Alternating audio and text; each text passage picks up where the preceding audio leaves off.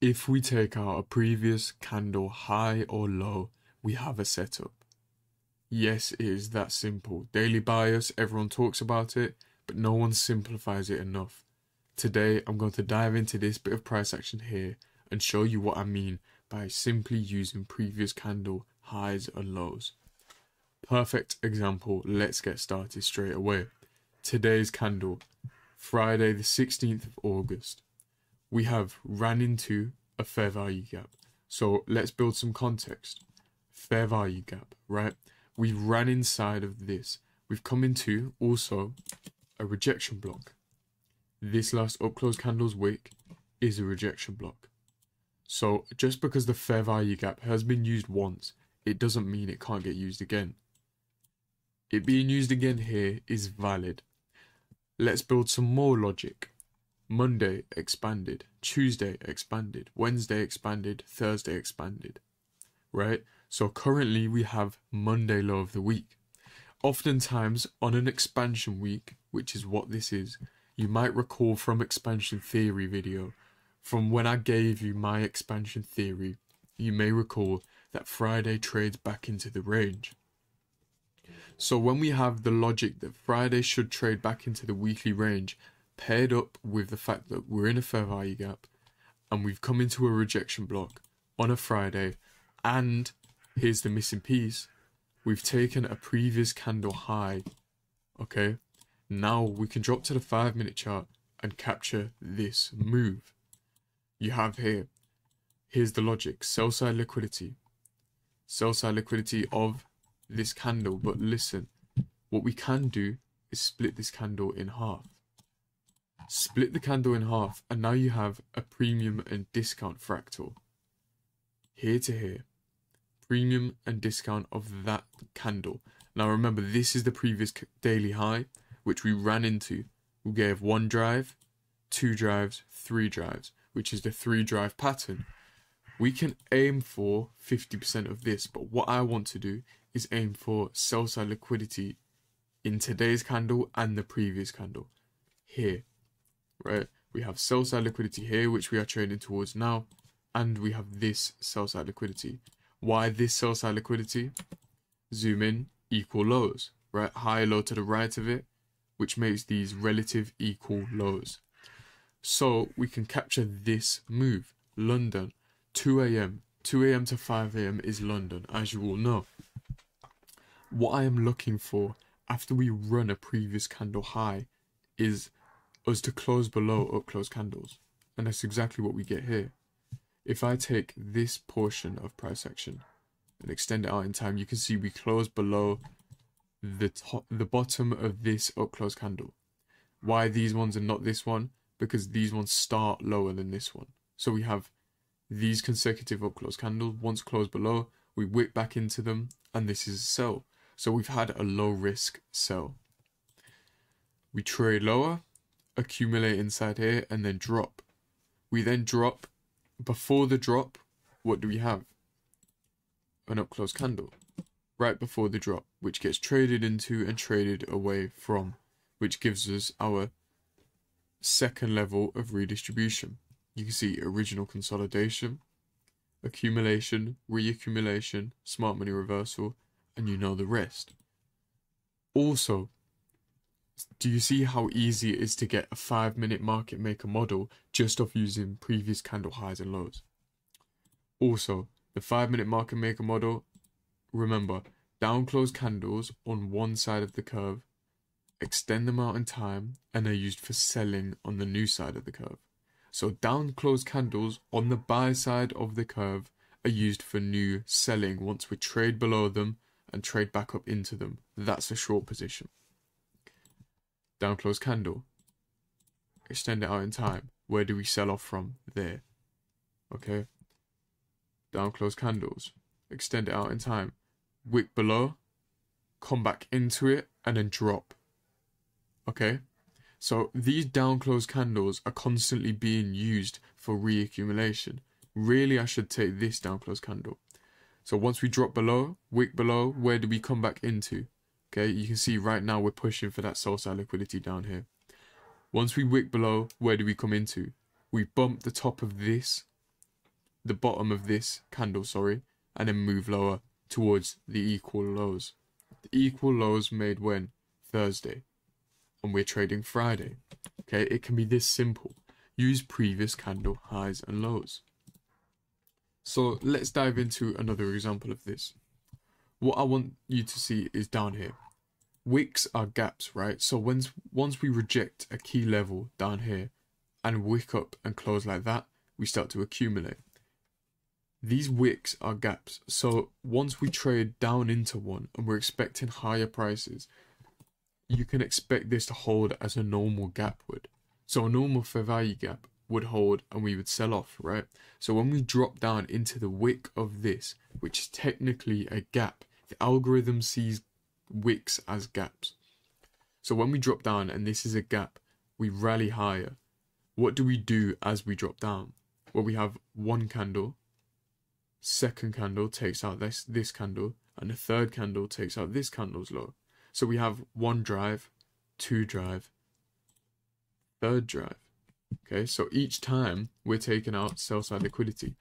Look, this candle sweeps sell side liquidity. What do we do now? Drop down into the 5-minute chart, head over to the 5-minute time frame, and you can see this is the previous candle low. That low there, once we rally below it, the previous daily low is swept. Look how we build framework here. Where do we reject from? We rally up, okay, rally up, and then this fair value gap on one side gets traded through. Once we trade through it and wick through it, where do we reaccumulate? Inside of the previous fair value gap. The same happens again here. Break through the fair value gap, trade back into it, and it's used on the other side. These are inverse fair value gaps. Now what I want to do today is really show you the power of these previous daily candles. You can also do it weekly candles because, as you all know, price is fractal. But regardless, these market maker models on the 5-minute chart appear when we take a previous candle high, and it can be that simple. Okay, all we need to do is take a previous candle high with a bit of logic around it. Let's dive into some more examples. Okay, look what happened here. We had over here, we had come into a fair value gap and broken away. Remember, I'm pointing out these candles to you because these are the ones at key levels. We're not just using any old candle. Okay, so because we took previous candle low here, why am I not long in this, you might be asking? Because the narrative is we need to come lower to sweep up sell side liquidity, rebalance imbalances down here. I would be looking when we sweep this candle's high, because we're in a fair value gap and it lines up with a fair value gap over here, a bump in, and then we should rally away towards the sell side liquidity and the imbalance down here. Okay, that is the key you're looking for. Drop down to the 5-minute time frame, head over to the previous candle high. Now you can see when these previous candles get raided, it's a really short raid. It happens usually straight after it, and then we start to build narrative. So we get a choppy London session here. You see London's not really doing much. It's sort of just accumulating positions. We then open up at 8:30. So if London doesn't do anything, you use 8:30, and if midnight New York is too high up, you use 8:30 as a proxy for overbought or oversold conditions. 8:30 is our opening price. So price rallies down, tricking all these sellers into the market, and then rallies up, taking out buy side liquidity in the form of these equal highs and rebalancing this imbalance. Okay, we have a huge imbalance. Price sweeps liquidity into the imbalance. It also fully fills the imbalance. So once we fully fill an imbalance, we can consider this an intermediate term high. Now these intermediate term highs don't often get broken, or don't get broken if we are on side with the market. Quite clearly, we are on side with the market. So what we look for now is we could drop to a 1-minute time frame because this is the Nasdaq. The price action on the 1 minute is quite clean. But what I will do here is we've rebalanced the imbalance. I'll show you how to get an entry on the 5-minute time frame. Rejection block. Yes, this is a rejection block. Once we trade above it, it's still a rejection block. All of these are rejecting from this. Yes, the top of the imbalance, but this rejection block is also a reason why it's rejecting. Okay, so every time we rally, that's a sell. You may have missed that. We drop down, and this candle immediately rebalances this candle here. So it comes straight up to this candle. And remember, the fair value gap here, why didn't it get touched? Because this candle has a huge wick, right? This wick, remember I told you wicks are gaps. So wicks are gaps to the algorithm. Once we trade back up here, we are offering fair value to go lower.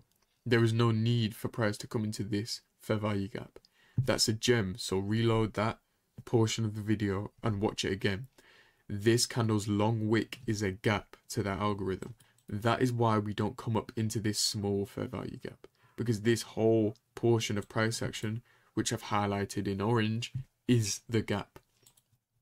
There's your sell. As soon as we trade back it up into that gap, that is your sell. Okay, you could have a stop loss, say that's your sell there. You could have a stop loss above the high here, and then aim for a simple 1 to 2. You've got liquidity down here, and you've got resting trendline liquidity down here. As easy as that, that is a 1 to 3, okay? Or 1 to 3 if we take it here, okay? Easy 1 to 3, one of the easiest you will see, simply because wicks are gaps. So sometimes if we have a long wick, the fair value gap that overlaps with the wick doesn't need to get mitigated. It may be used as a breakaway gap because the wick itself is a gap. So we're already offering fair value once we trade up into this shaded area. We don't need to come all the way into this. And then we rally lower and give us a really nice trade. Tell me you wouldn't be happy taking that trade. 1 to 3. Really easy 1 to 3 once the volatility hits the market. Once we've outlined our logic, okay, all we need, again, is a bit of framework. Fully fill the imbalance. This high shouldn't get broken. That's why our stop loss is there. We hit a rejection block, give a low risk sell, distribute lower, have a wick here as our gap.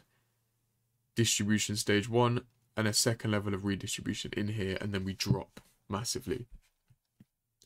All from the framework that we take out a previous daily high into a key level. Don't just start looking at random previous day highs and lows. It's the ones inside a key level that we're looking for. That's the important part, okay? So once we trade into that previous candle high, we've swept buy side liquidity. We've induced sellers or buyers, sorry, into the market just for us to drop the market and use them as liquidity. This is how you need to think, okay? We then use 8:30 opening price as a proxy for overbought conditions. Obviously, when we rally above it and fill an imbalance, this is an overbought condition, technically speaking, okay? So with that being said, I can expand on this more. If you guys want a part 2, do comment part 2 and I'll bring it to you, okay? Simply using previous candle highs and lows. You can do this on a daily, the weekly, the monthly. Now, those of you who stayed until the end, I'll drop a little gem here. The monthly chart gives you direction for weeks. So if we take a previous monthly low into a key level, a discount key level, think about how we now have framework for weeks on end. You now have a bias for like 2 months. Okay, so use this thinking on that monthly chart. Those of you who made it this far, really do note that down, because that's the key thing I use to find in a daily bias for months. Okay, so with that being said, thank you as always for watching. If you do want to join my mentorship, please click the top link in my description and become my student today. Okay, we're all making it inside this group. I have a great community of guys there and we're all building together. I am teaching them really how to make it in these markets. Okay, check out my socials in the description as well. Drop a like if you enjoyed the video, drop a comment if you did as well. Subscribe if you're new, and I will catch you guys in the next one. Thank you as always for watching.